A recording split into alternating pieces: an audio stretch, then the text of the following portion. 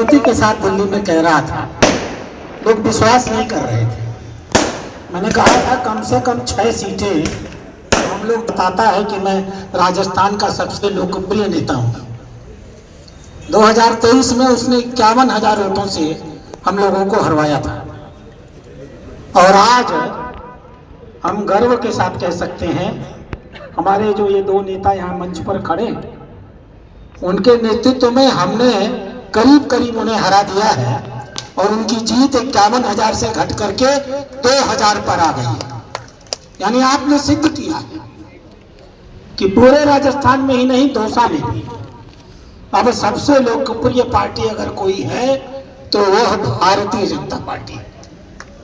आप कल्पना करिए, रामगढ़ में जब मैं पहली बार गया था, मुझे बताया गया कि यहाँ पाकिस्तानियों को यहाँ ला करके उनके वैलिड सर्टिफिकेट बनवाए जाते हैं। मुझे बताया गया कि बांग्लादेशियों और रोहिंग्यों को फंसाने का काम यहाँ का विधायक किया करता है। मुझे बताया गया है कि रामगढ़ स्मगलिंग का केंद्र बन गया है इन मुस्लिम कट्टरपंथी जनप्रतिनिधियों के द्वारा। एक आतंक था उस आदमी का, आज वो हमारे बीच में नहीं है। उनके पुत्र तो चुनाव लड़ रहे थे, अगर जीते होते तो एक नई पीढ़ी का आधुनिक आतंक लेकर के आए होते। और हमें इस बात पर गर्व होना चाहिए, 70,000 से हम लोगों ने पिछला चुनाव 2023 में हारा था और इस बारी 13,600 से हमने उनको पटकनी दी है आपके मुख्यमंत्री और आपके प्रदेश अध्यक्ष के नेतृत्व में। झुंझुनू ऐसा लगता था कि एक परिवार की बपौती हो गई, एक मरेगा तो दूसरा आएगा।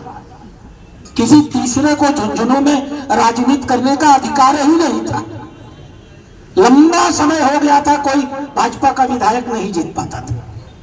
पिछला चुनाव हमने 28,000 से हारा था और ये चुनाव हम लोगों ने 42,000 वोटों के अंतर से जीत करके भारतीय जनता पार्टी और माननीय नरेंद्र मोदी जी के चरणों में रखने का काम किया। यानी एक मठाधीशी हमने रामगढ़ में खत्म की है, दूसरी मठाधीशी हम लोगों ने झुंझुनू में खत्म की, तीसरी मठाधीशी यहाँ खींवसर में चलती थी।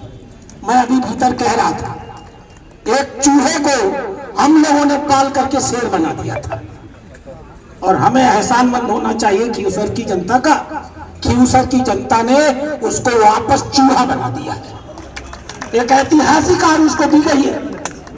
जितना वोट खींवसर में आरएलपी और कांग्रेस को मिला है, भारतीय जनता पार्टी उन दोनों से मिला करके अधिक वोट पा करके जीती।